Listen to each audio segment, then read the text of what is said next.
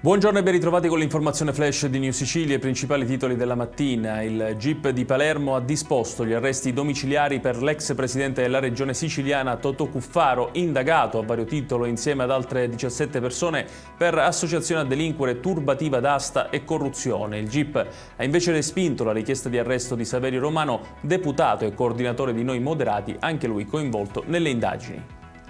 Adesso l'inchiesta della Procura di Trapani sulla compagnia di navigazione Liberty Lines. Il GIP ha disposto per 7 dirigenti della società il divieto di dimora a Trapani e Milazzo. Le contestazioni riguardano ipotesi di truffa ai danni dello Stato, corruzione e frode nell'esecuzione di un pubblico servizio. Il GIP ha inoltre ordinato il sequestro preventivo di beni, flotte, mezzi e liquidità per circa 184 milioni di euro.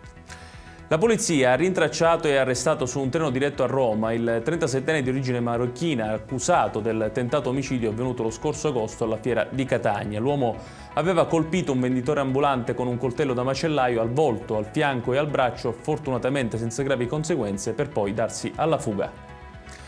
Una scossa di terremoto di magnitudo 3.6 è stata registrata alle 23:16 di ieri nel nord-est della Sicilia, in provincia di Messina.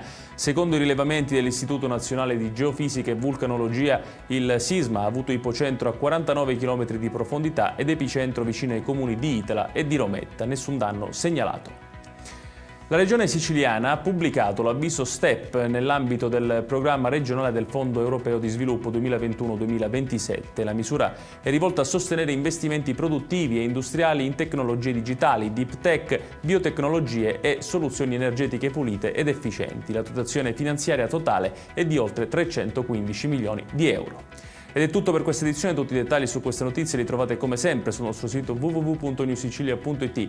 Grazie per averci seguito e buon proseguimento di giornata.